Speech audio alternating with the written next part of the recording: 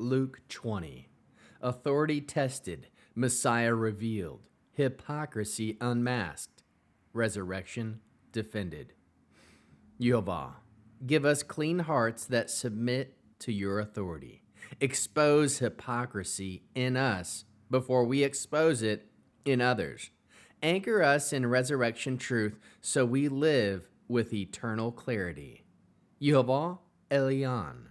Yehovah is most high, above every ruler, argument, and counterfeit authority.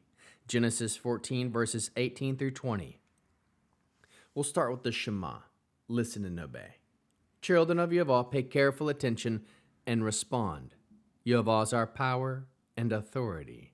Yehovah works in unity, echad, with himself. And you shall act upon your love, ahava, to Yehovah with your power and authority, with your thoughts and mind, with your entire body, and with all the muchness that you have. Yeh-ho-VAH. Hen, behold, now behold. Luke 20. One day, as Yeshua, the Aleph and the Tav, teaching the people at the temple, making known the good news, the head Kohanim and the Torah teachers, along with the elders, came up to him and said, "Tell us, what shmika do you have that authorizes you to do these things? Who gave you this shmika?"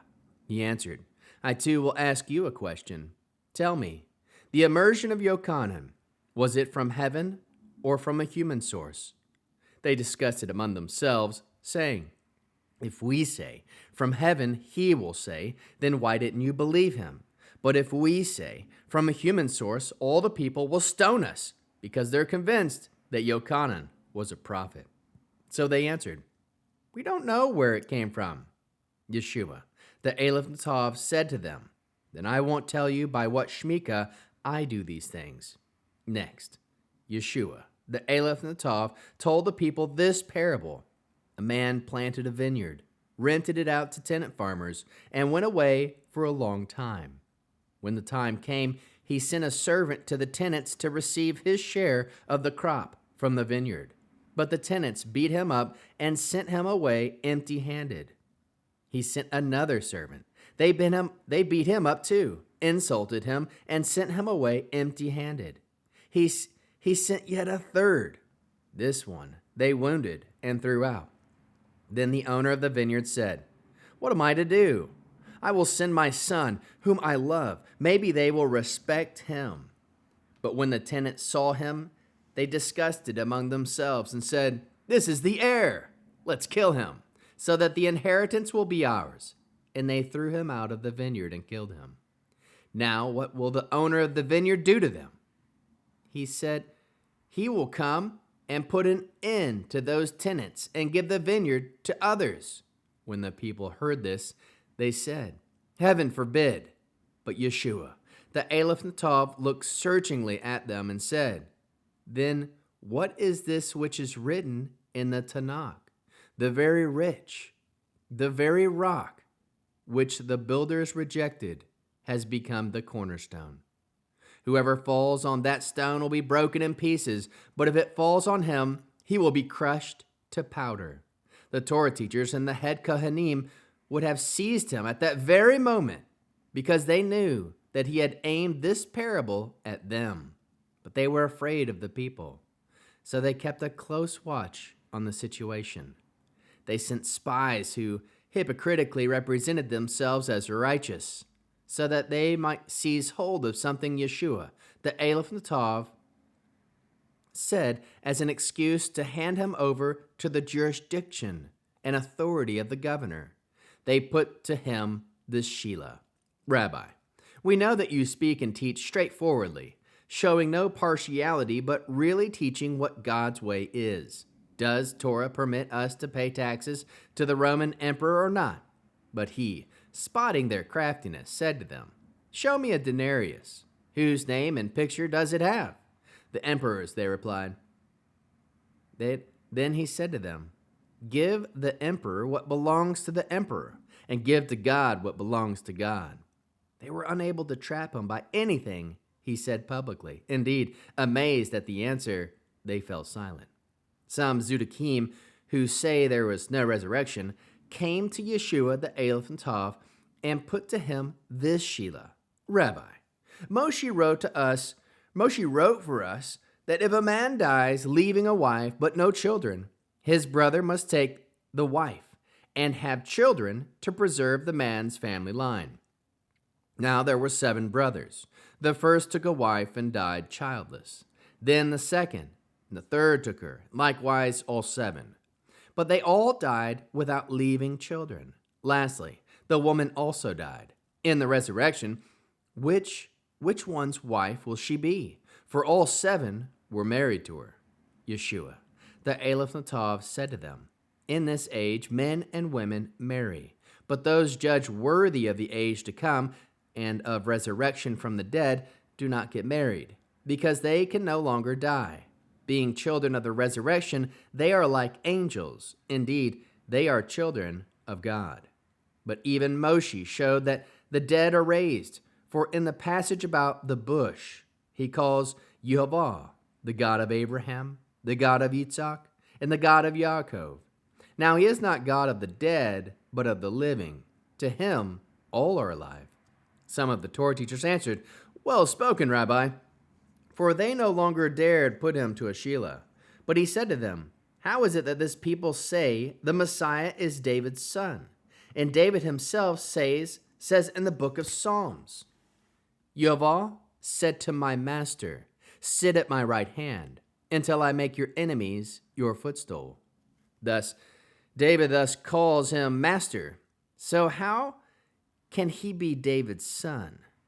Within the hearers of all the people, Yeshua, the Aleph and the Tav, said to his Talmudim disciples, watch out for this kind of Torah teacher that like to walk around in robes and be greeted differently in the marketplaces, the kind that like to have the best seats in the synagogues and the places of honor and banquets, the kind that swallow up widows' houses while making the show of praying at great length.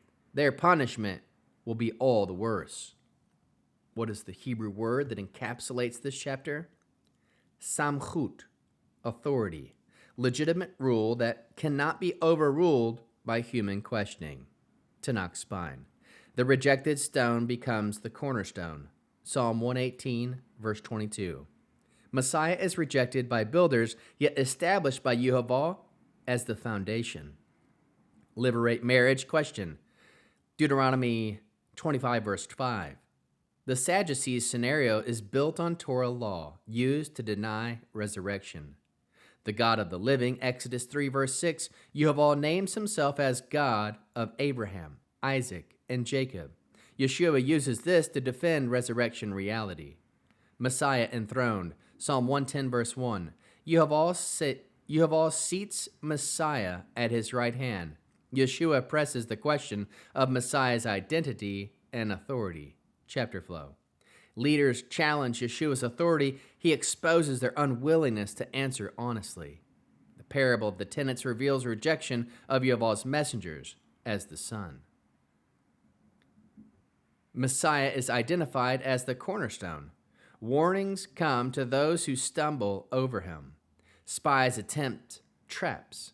Taxes to Caesar. Yeshua answers with surgical wisdom. Sadducees deny resurrection. Yeshua refutes them from Torah and reveals angels and resurrection reality. Yeshua asks about Messiah's identity from Psalm 110, exposes shallow categories. He warns against religious leaders who devour widows and love honor. Core theme. Luke 12. Luke 20 is a courtroom scripture. Messiah's authority stands while leaders attempt traps. Yeshua reveals himself as cornerstone and enthroned master, defends resurrection from Torah, and exposes religious hypocrisy that uses God talk to hide greed. How can we learn to love Yehovah with all our heart, soul, mind, and strength? We can love Yehovah by submitting to Messiah's authority instead of questioning to avoid obedience. Love Yehovah by honoring Scripture's truth on resurrection and living with eternity in view. Love Yehovah by refusing hypocrisy, letting our worship and our stewardship match.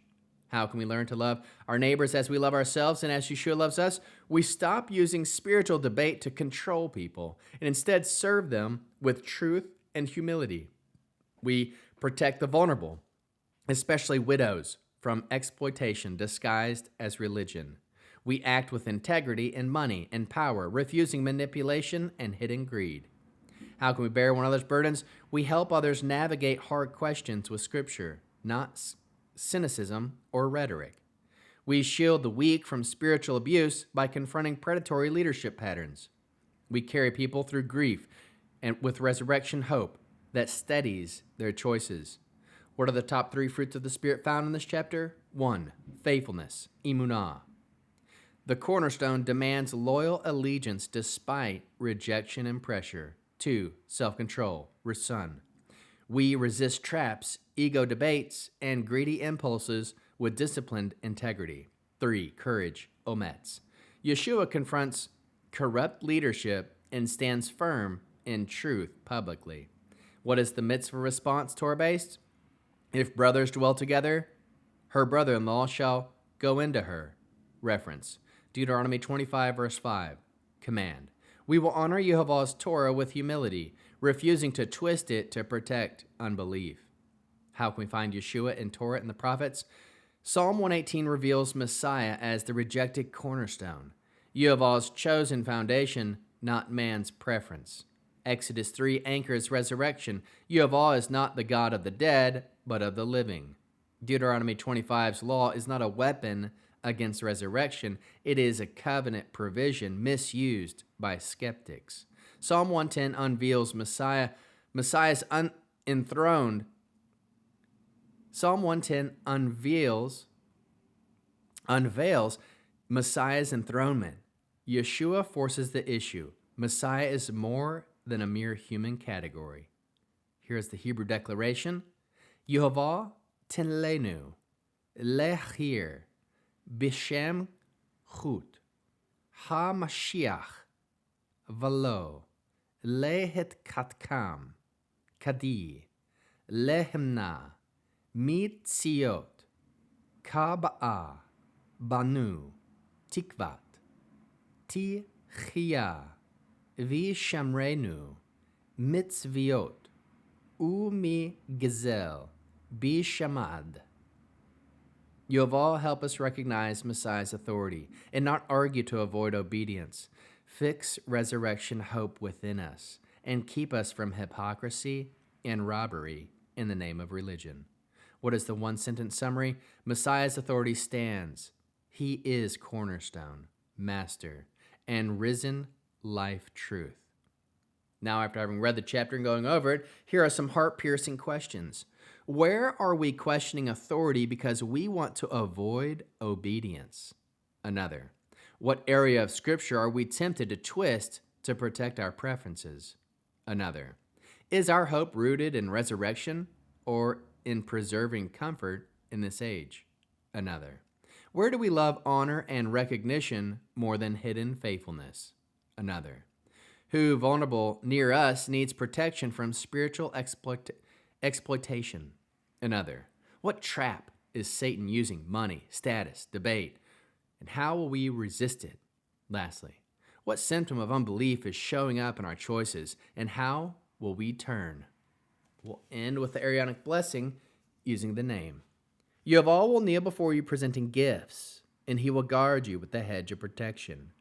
Yehovah will illuminate the wholeness of his being toward you, bringing order, and he'll provide you with love, sustenance, and friendship. Yehovah will lift up the wholeness of his being and look upon you, set in place all you need to be whole and complete. Shalom, shalom.